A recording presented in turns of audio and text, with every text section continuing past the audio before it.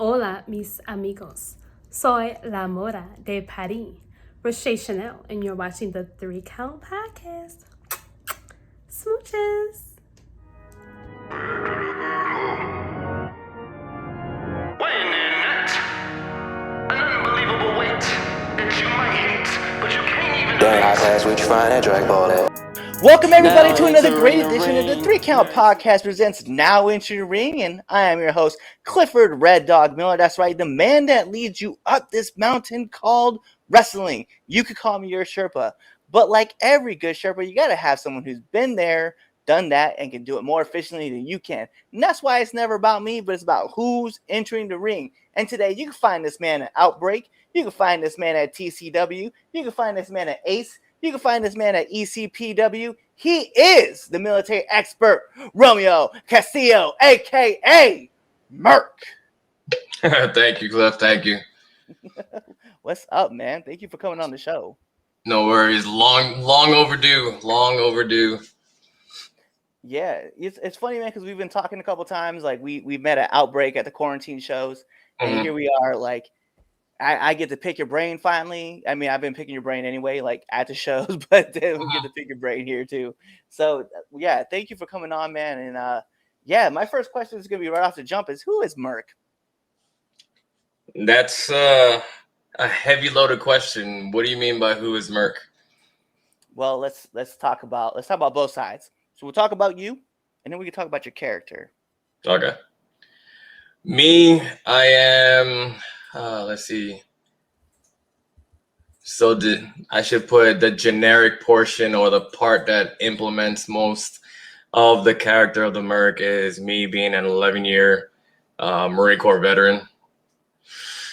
I started wrestling 2 weeks after my last deployment, and I was back in 2012, coming back from Afghanistan. And yeah, it blew up from there. I started training in 2012 in Hawaii for a company called Action Zone Wrestling.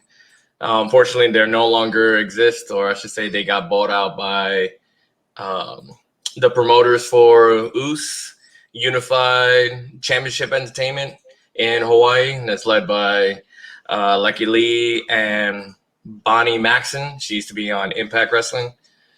So I started wrestling from them back in Hawaii, learning everything from the ground up pretty much. And then finally, a couple years later, I was finally getting out, unfortunately, and landed back to the East Coast, where originally I'm from. Born in Brooklyn, raised in Queens, lived in Manhattan, and I was recruited out of Manhattan. So yeah, I got pretty much the gist of that one. But when I came back, I was training at NYWC out in Long Island because I knew a few of the wrestlers over there. I wrestled a few of them when I came out to the East Coast, and pretty much I was just trying to get my feet wet from gaining more experience as a green guy, still learning the business, but trying to branch out from Hawaii into the States. So it's safe to say that you have the Aloha love, then. Yes, sir. Yeah. So it's wild though, man. So you were stationed. Were you stationed out in Kaneohe? Yeah. Okay, bet. I mean, it's funny because you said like you were training back in 2012, and like I spent most of my deployment, actually most of my time in Hawaii. Like that's just where, yeah, I was stationed at well, it's joint Pearl Harbor Hickam now, but yeah, that's where I was Okay. yeah, on the Air Force side. And so yeah, I'm all familiar with Kaneohe and Kailua and the spots. Nice. But yeah, it's funny too that you mentioned that because like I definitely wanted to get into pro wrestling while I was out in Hawaii, but I ended up going the MMA route because I was like, yo, my friend Richard De La Reyes was running the UFC camp out in Hawaii, and I was like trying to get involved with that because I thought, yeah, it's gonna be cool. Like I can like do other fun stuff out here. Never thought about the pro wrestling until like right towards the end of my deployment out at Hickam, and I was like, let me figure this out. And then yeah, I ended up leaving, and I was like, man, I never got to do what I wanted to. So it's kind of cool to hear that you were out there with those guys, and then Us definitely coming through. I was like, I tell people about it too. I'm like, if you don't know, look, the Hawaiian wrestling scene is really, really good, really fun to watch. Yeah, actually, when were you doing MMA? Were you doing the UFC down in Honolulu or by where is it, Pearl City? So I was at a Pearl City. Okay, so one of my trainers was actually training at the UFC in Pearl City. So depending on the time frame, you probably ran into him. Name is Kaniala, or I know him as Kaniala, but his real name is Daniel. So I don't know. Usually he'll we should say kayfabe with Kaniala. So you most likely might have ran into him over there. I'm not too sure though. I don't know, man, because I know like the UFC gym was pretty new, like when I got over there, and it would have been like probably like right 2008 is when everything kind of really like started rolling with the UFC gym. And I know that Richard and I had trained a couple times like outside of IAEA in Pearl City, and then going into I remember he brought me over to his gym in Honolulu. Now he has the Mango Tree, which is his Muay Thai training place. So shout Nice. outs to Richard, man. He's the man. That's awesome. So yeah, so you said you moved over to the East Coast, you got your feet wet out here, and then like, one thing led to another. So one thing led to another is where I branched out to wrestle for companies like NYWC in Long Island, American Championship Entertainment Ace in New Jersey, and Pro Wrestling Academy Connecticut. That was my first actual company I was wrestling for when I came out to the East Coast. That one, during that time, it was run under Peter Joseph, or I should say Joseph von Schmidt. He was kind of a German wrestler. I shouldn't say wrestler. He trains under more lucha style, which that's where I learned most of my lucha was through Peter and a few of the other guys. I've met a lot of guys through there, especially like Wrecking Ball. Wrecking Ball, I knew him before he even made it big. He was still in a big old sanitation outfit, doing the whole thing. So yeah, been around, but I did take a year off for personal reasons, and while I took the time off, everyone else was blowing up. So lucky enough, the calling had to come back because I wasn't the same. I didn't feel right not wrestling. To me, it's like a hole in my schedule in my life period. So lucky enough, I came back, and then I started branching out through Ace, then through who's the other companies from there? Atomic Championship Wrestling in PA. I did tryouts for Outbreak and SWF when they were doing the whole trifecta tryouts. I met a few other companies through them. So lucky enough, I kept on still branching out and still going and going. It's funny because you mentioned about how like not wrestling left like kind of like a hole, and like you were kind of like looking for that thing that was going to kind of fill it. And I was just talking about this actually the other day because if there's something that I talk a lot about with the people like on the military side, people ask me all the time like, how's the comparisons between like the military and wrestling? And the one thing I talk about is like the camaraderie that you have, that you build up with like your brothers. Like obviously in the military, like you all are working towards the same goals. You're always doing something, right? And you're working together. And then in the wrestling locker room, it's kind of like the same thing, right? Where it's like you're all working towards the same goal. Like maybe not everybody's working in the same spots, right? But everybody's working towards the same goal. Like we're trying to put on this badass show for the crowd, and everybody's working together. So you have like this unity kind of thing.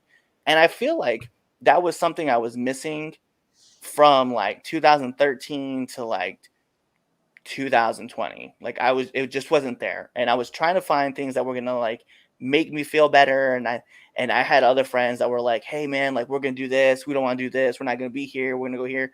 But every time I'm in a locker room, and it really doesn't matter what locker room, everybody has the same opinion. And some guys you'll get along with, some guys you won't, right? But at the end of the day, all you guys are like, hey, we're here to put on the best product that we can for this person, right? And I think about that all the time. And I'm like, man, it's like, I don't know. It makes me feel like I'm working towards something bigger than myself, and then it kind of feels like that hole that I have from the military. See, for my aspect, I guess I'm not sure. I guess it's because you were in the Air Force, I was in the Marines, so we had two different avenues of approach on how the Marine Corps life was, or how the military life was. I was in infantry all 11 years. So I think wrestling, it's not just the camaraderie, because not all locker rooms, unfortunately, are the greatest, but it's being able to perform, being able to be there for, i.e., wrestling, for the people. Be there for, if it's the military, you're there for your comrade, your buddy to your left or your right. And in the ring, it's kind of the same thing. You're trying to protect each other, but at the same time, you're trying to show off that, oh, we could do this better than the match before, or we're trying to freaking top off the match behind us, because guess what? They have to follow after us. So I guess it's, for me, on the aspect is not just the camaraderie, but also I guess the adrenaline rush. It's you want to be there. You want to keep going. You don't want to stop for anything. And within the military, it was the same thing. I laugh, people laugh at me when they ask me, "Oh, what deployment or what events during your deployments was the hardest?" And I always tell them it's my first one. My first deployment was probably the hardest, but at the same time, it was the more eye-opening, for the simple fact that every other deployment after that was easy, was a piece of cake. Even though each deployment I had a whole bunch of firefights and everything, the first one nothing would beat the first one, just because of certain events that happened on my deployment made me who I am and who I wanted to keep going. So with wrestling and filling in that void, for me, it was, I need to I didn't care about proving to other people. It was mainly proving to myself that this is what I want. This is what I need. Nothing else is going to compare, because even though we can have that camaraderie in the military after the military, but it's not the same as when you're in. And the rush, or the empowerment of trying to achieve something greater, i.e., trying to better yourself in the ring and outside the ring, is what fills that gap. At least that's for me. No, I like that, and I feel probably there's probably part of that with me as well. And you talk about the hardest deployment. I can agree. It was definitely, I've only gone on one, and it was one of the roughest things that I've been a part of. But it was also like something that I'm glad I went through, because, like you said, like it changes, like, and for a lot of other people, positive or negative, right? You're going to get a lot of those when you get out of there, but the person that you were going in is definitely not the person you are coming out. Mm-hmm. So, all right, man. So you've had like this long career, right, in the sport, and I'm very curious, man. Like, what's one of the worst bumps you've taken? Ooh, worst bumps I've taken. Actually, anything high flying was never a worst bump. The worst bump is, or I should say, the worst bump I've had recently was taking a simple drop kick, and this goes case in point on knowing your surrounding, knowing where you are, positioning in the ring, taking a drop kick and landing on the hardest part of the ring. And you just, even though you take the bump right, it doesn't matter. The air just takes out of you, and you just spasm at the same time. And you're like, I was like, you got to be shitting me. You got to be crazy. Like, I've taken everything else. I jumped over to the outside. I've done suicide dives. I've jumped from the top rope, freaking doing leg drops on top of people. Nothing ever hurt me except that one. That was the only bump that I've ever taken, which was recently, that kicked my ass. That took my breath away. There you go. That took my damn breath away. Oh no, man. I know, like, for me, So I had been bumped for like 3 months. I remember though it wasn't the worst bump. It was the scariest one, and the only reason why it was scary was because I'd been gone for like 2 months because of the coronavirus, right? So getting back in the ring and then taking that first bump, like I was like, I don't want to do this. And then after the first one, you're like, whatever, just gonna keep doing it again, and keep doing it over and over again.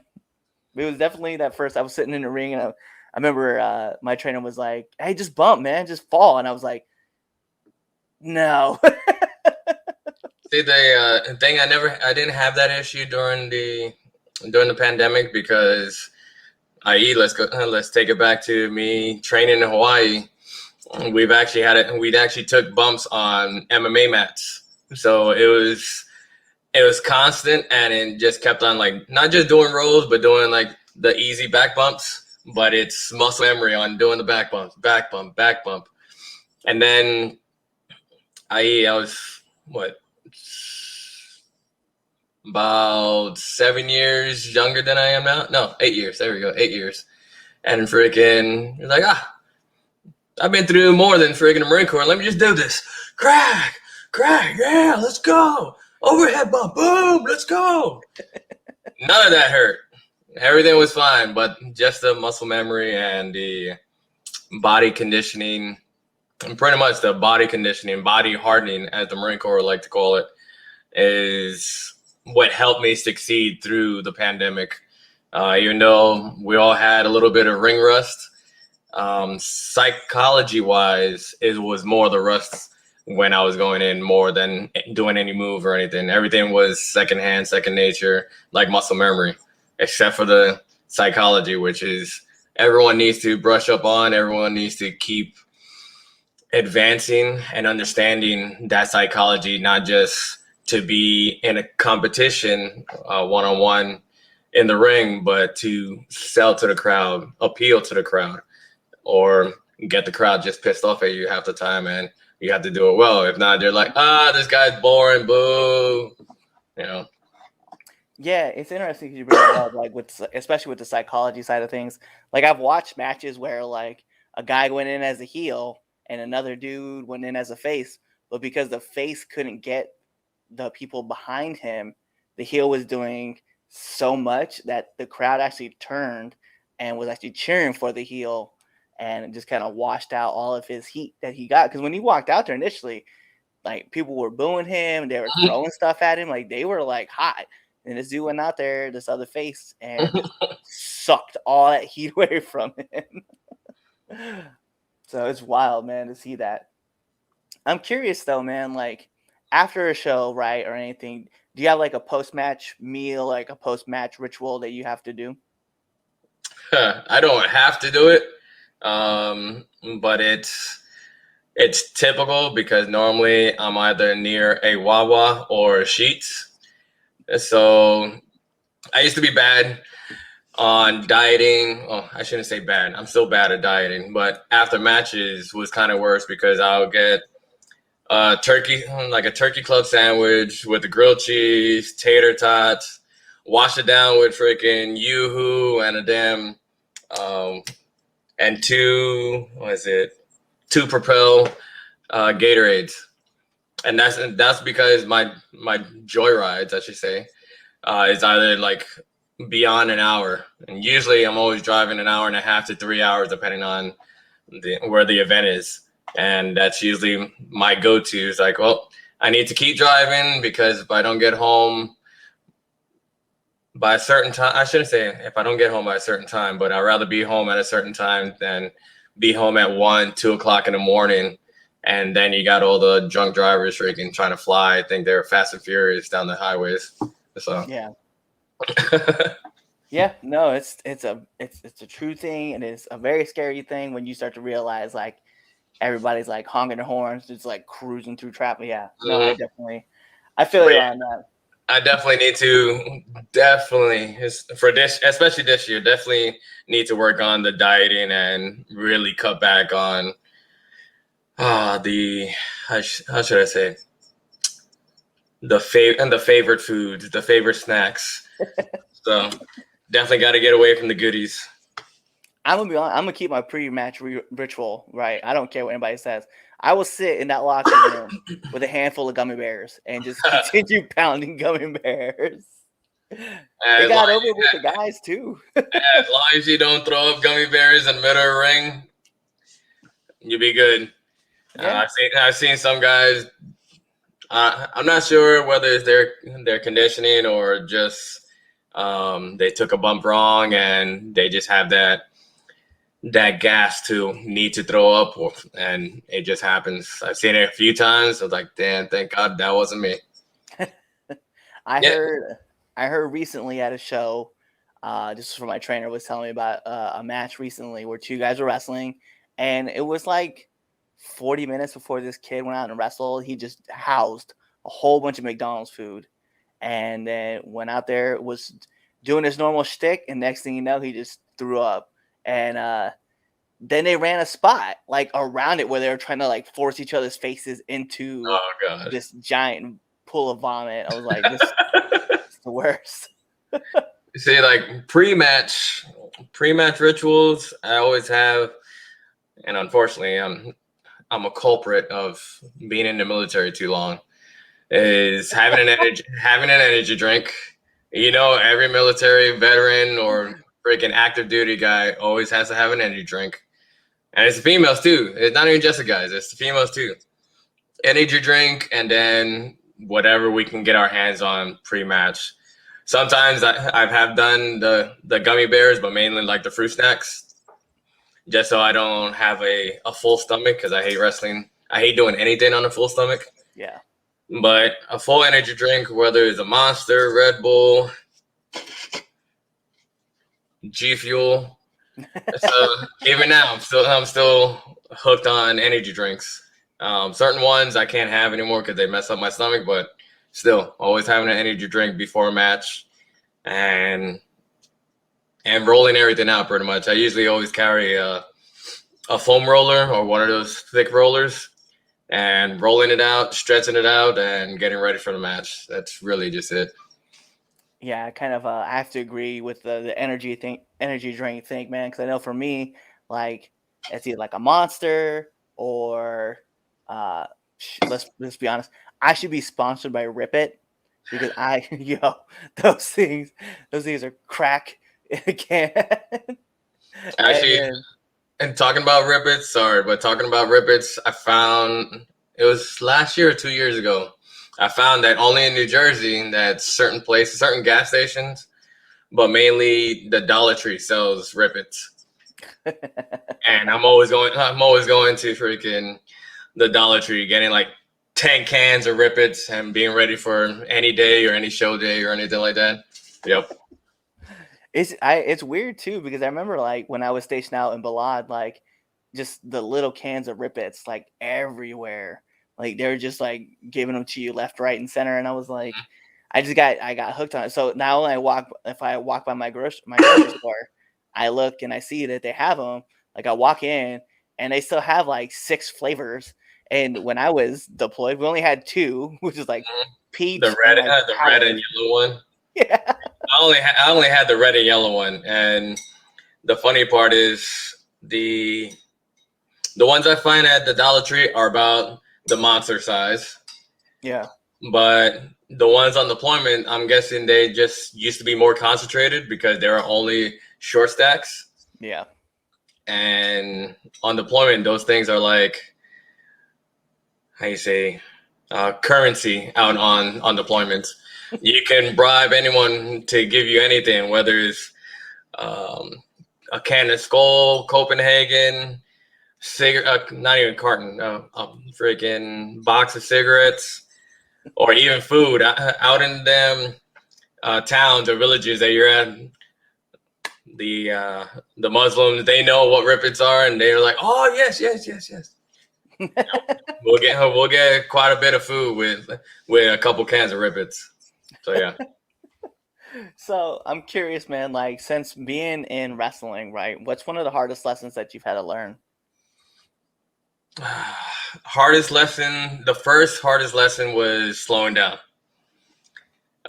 Just for the simple fact that, you think you're slow, you're going slow on doing everything, but then they keep telling you, the senior guys or even the guys that you're in the ring with that are a little senior than you, it's like, slow down, slow down. Like, you excel, but at the same time, you're ready for the next move. You're ready for the next move. You're all like excited, and that adrenaline rush is going. It's like, yeah, let's go, let's go, let's go. But at the same time, you need to slow down, sell, let the people understand and regurgitate, or I should say, understand and apprehend what you just did or what they did to you, so they can actually whether boo you or cheer for you or cheer for the guy that just beat on you because the people hate you for some reason. That was the biggest lesson, was to slow down. That was the first one.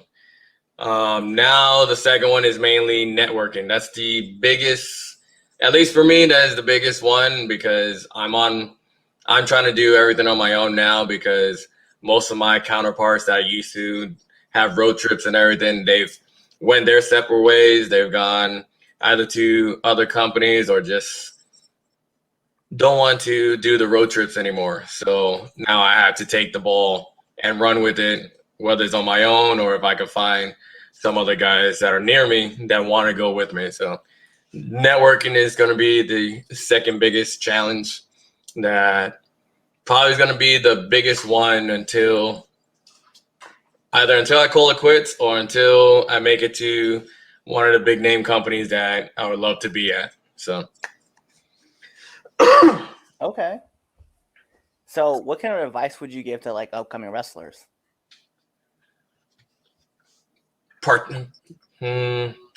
Depends on what do you mean by advice. What advice do you mean?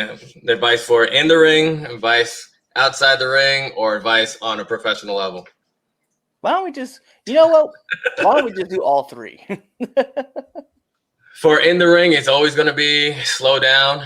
But understand, for me, I like to make it as a two-parter to really understand and break it down how military loves to say, break it down Barney style. Slowing it down, but sell to the crowd. Selling to the crowd helps you slow things down, and it shows more on how to sell yourself properly, sell your body, not just your face, but your body, because some guys are under the mask and sometimes they can't, how should I say, people can't see your facial expressions under a mask. At the same time, people can't see your facial expressions if you're in a stadium, whether it's in a baseball stadium or anything like that. When people can't see your face, your body has to do the justice on what happened, what's going on. You can't always, how you say, beat a dead horse and just bump and feed like a fish coming out of water. So people have to understand why you're selling, what you're selling for, and how they should react. That's the biggest key on understanding how to slow down and selling properly, whether you're a heel or a face. Oh, okay. I like that. Like, sell the body parts. That's what you got to do. All right. Well, one of my other favorite questions I like to ask before we get into the 10 count questions is, I need a do and don't of the locker room. Let's see. Do always pay your respects and ask the right questions for the answers that you want. And it's going to all the guys that are below you that have started training, that are still greener than you, to all the veterans that have been there for 10, 15, 20 plus years. Even though you think certain people will give you an answer that you want to hear, sometimes you need an answer that you kind of don't want to hear, so you can understand how to do your job, how to be the better professional in the ring, in and outside the ring.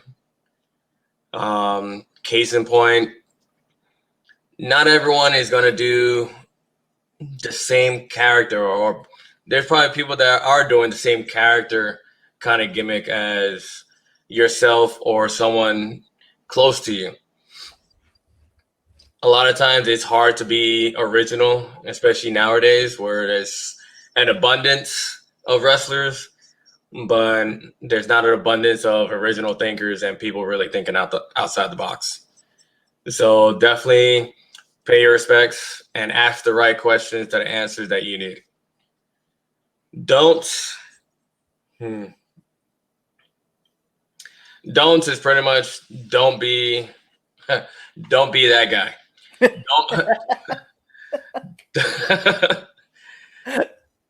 And it's true. It goes from being in the military all the way outside in the civilian sector where you don't want to be that guy of the 10 percenters. In the military, we all know what the 10 percenters are. Those are the, excuse my language, the shitbags, the morons you don't want to freaking be buddy with or even have any association with. Don't be that guy to where you think your shit don't stink. You think you're better than every wrestler that's in there.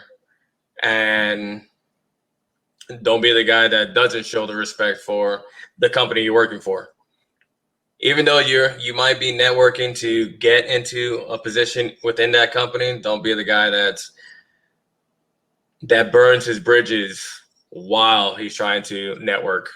And that's pretty much the basic is the biggest don't be that guy. I like that. It's funny too, man, because I don't really get to and we were talking about this at the show too, about like the number of veterans that are in wrestling, right? And for me, like the longest time, like I didn't realize like how many people were there that was in until, well, one, I started doing this podcast, and then two, like just kind of sitting back and watching people. And yeah, it's mind-blowing to think that like you pretty much could sit in every locker room and at least one person in that locker room is probably a veteran. Yep. Always. There's always going to be that. It's always going to be more than one that's a veteran, even though you haven't seen them or they haven't really spoken up yet. Right. I'm always flabbergasted. I was like, this is insane. Cause like, even for me, right? Like I started training, right? And I was the only like veteran in there. And then once, COVID kind of lifted up and restrictions got lifted and we were able to start training again, this random dude came walking up and he's like, yeah, I used to wrestle in college. And now like I was in the Air Force.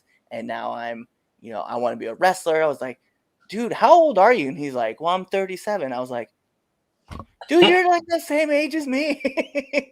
so I was like, just the number of people that you find and the stories that you find, I was like, man, it's wild. Mm-hmm. But we got to get into the second best segment of this podcast. People ask, what's the first? It's the Red Dogs Power Rankings that you can find on our debate show every Sunday. But this is the 3 Count Podcast, 10 Count Questions. And Merc, this is how it works. I'm going to fire off 10 questions at you rapid fast. Whatever's your answer, that's your answer. So we're going to start this off by putting on an imaginary timer. Dun, dun, dun. Bing! And here we go. SmackDown or Raw? Damn, SmackDown. Favorite movie? Oh, that is the worst. Damn. Princess Bride. Right. Night owl or early bird? Night owl. Favorite color? Damn. Can I call camouflage my color? Hey, that's your color.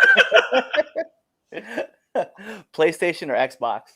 Oh, damn. PlayStation. Favorite superhero? Wolverine. Harry Potter or Luke Skywalker? Luke Skywalker. Favorite podcast? Do I have to say yours? You take second place, everybody's. Damn. Hold on. I forget their name. Hold on. Let me grab that real quick. Cyberwire Daily. Okay. Nominate one person that you want to see on this podcast. Ooh. You know what? He wanted freaking. He wanted to shout me out today. Stockade or Cade Lothbrock now he's called. Okay, definitely gonna have to reach out. And then last but not least, my favorite question to ask every single person that comes on this show: favorite curse word. Damn, that's a good one. Nah, you know what? Should I even say it? Yeah. Cunt. That's my favorite. Unfortunately, the missus hates me freaking saying it. That is one of my favorites, and I have to blame the Australian Army for that one. After training those guys, they just love. That's like the fuck word for them. Everything's just cunt this, cunt that.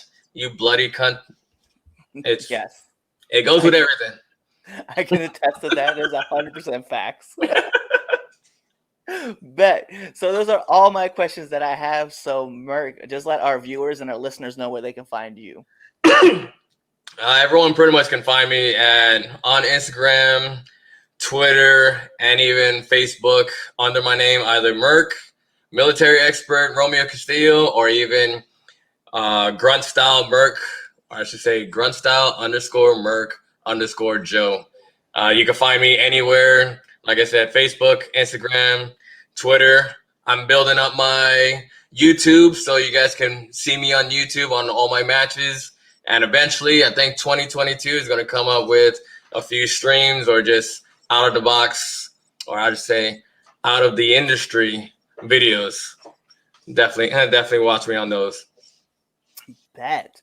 Well, there you have it. And like we talk about, whenever you have your match and you're building that story up, you got to take it home. So what does that mean? That means this is the 3 Count Podcast presents Now Entering the Ring. And I'm your host, Clifford Red Dog Miller, the man that leads you up this mountain called wrestling. That's right. You could call me your Sherpa, but like every good Sherpa, you got to have someone who's been there, done that, and can do it more efficiently than you can. And that's why it's never about me, but it's about who's entering the ring. So you see him right next to me. He is the military expert, Romeo Castillo, aka Merc. And you guys know what to do. Tune into the next episode and be there, or you just wait for this to end. You wait for that outro and you choose another episode, you Blue Falcons.